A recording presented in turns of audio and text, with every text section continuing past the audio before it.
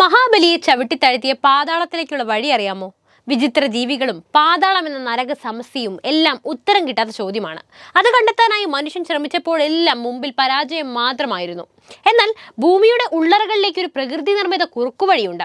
സത്യമാണ്, ഭൂമിക്കടിയിലേക്ക് കുഴിച്ചു പോയാൽ എവിടെ എത്തും എന്ന ചോദ്യത്തിനുള്ള ഉത്തരം നൽകുന്ന തിരണ്ടിയെ പോലുള്ള പാതാള മാർഗം ലോകത്തിന് മുന്നിൽ ഒരു തീരാ സമസ്യയെ തുടരുന്ന ബറ്റഗൈഗ ഗർത്തത്തെക്കുറിച്ചാണ് ഇന്ന് നമ്മൾ പറയുന്നത്. അതിനു മുമ്പ് ഒരു ചോദ്യം ചോദിക്കട്ടെ. പാതാളം എന്നാൽ നരകമാണെന്ന കഥയിൽ നിങ്ങൾ വിശ്വസിക്കുന്നുണ്ടോ? അതിനെക്കുറിച്ചുള്ള നിങ്ങളുടെ അഭിപ്രായം എന്താണ്?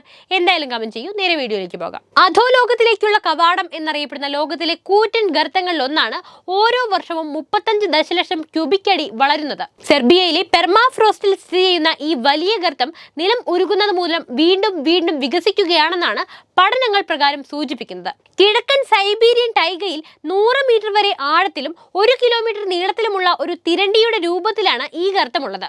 ഇത് ഓരോ വർഷവും 35 ദശലക്ഷം ഘന അടി വളരുന്നതായി ഒരു പുതിയ പഠനം പറയുന്നുണ്ട്. ഔദ്യോഗികമായി ബറ്റഗൈ എന്നാണ് ഇത് അറിയപ്പെടുന്നത്.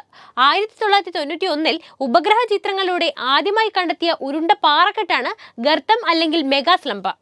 റഷ്യയിലെ വടക്കൻ യാക്കൂട്ടിയയിലെ യാന അപ്ലാൻഡിൽ ചുറ്റുമുള്ള വനം വെട്ടിത്തെളിച്ചതിന് ശേഷം 1960കളിലാണ് ഗർത്തം ആദ്യമായി വളരാൻ ആരംഭിച്ചത്. ഈ പ്രദേശത്തുണ്ടായ വെള്ളപ്പൊക്കവും ഗർത്തത്തിന്റെ വ്യാപ്തി കൂടുന്നതിന് ആക്കം കൂട്ടി. റഷ്യയിലെ വടക്കൻ യാക്കൂട്ടിയയിലെ യാന അപ്ലാൻഡിൽ കുന്നിൻ ചെരുവുകളിലൂടെ ഒരു ഭാഗം ഇടിഞ്ഞു പോയപ്പോൾ 1991ലാണ് ഉപഗ്രഹ ചിത്രങ്ങളിൽ ഈ ഗർത്തം ആദ്യമായി കണ്ടത്. അതിനുശേഷം മലഞ്ചെരുവിന്റെ ശേഷിക്കുന്ന ഭാഗങ്ങളിൽ പുരാതനമായ ഉറഞ്ഞ മഞ്ഞിന്റെ പാളികൾ വെളിവിലായി. ഇവ ഏകദേശം 6,50,000 വർഷങ്ങളായി തണുത്തുറഞ്ഞു കിടക്കുന്ന ഭാഗങ്ങളാണ്. ഇവിടങ്ങളിലെ മഞ്ഞ് പതിയെ ഉരുകുന്നതാണ് ഗർത്തത്തിന്റെ ആഴം കൂടാൻ കാരണമായത്.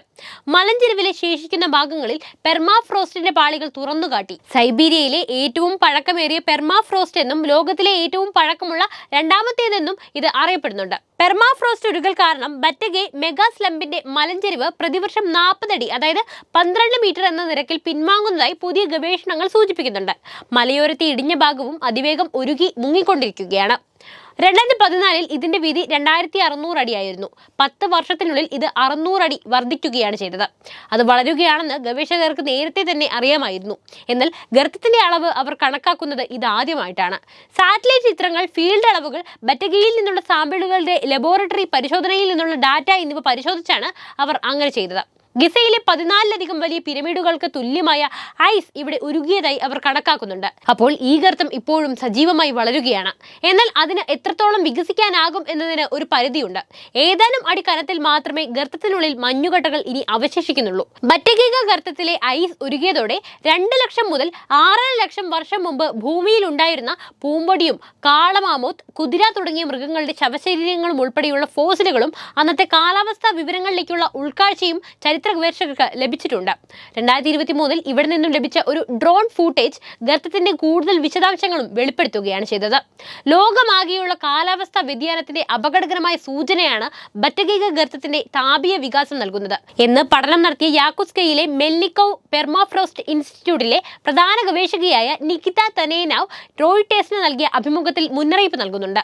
ഭൂമിയിലെ വർദ്ധിച്ചു വരുന്ന താപനിലയും മനുഷ്യ പ്രവർത്തികൾ മൂലമുണ്ടാകുന്ന സമ്മർദ്ദവും മൂലം ലോകമെങ്ങും ഇത്തരത്തിൽ മഞ്ഞുരുകി ഗർത്തങ്ങൾ രൂപപ്പെടാൻ സാധ്യതയുണ്ടത്രേ.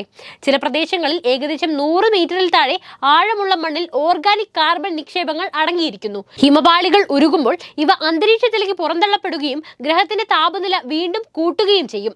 സൈബീരിയൻ യാത്രയ്ക്ക് പോകുമ്പോൾ ബറ്റഗൈഗ ഗർത്തവും നമുക്ക് സന്ദർശിക്കാനാകും.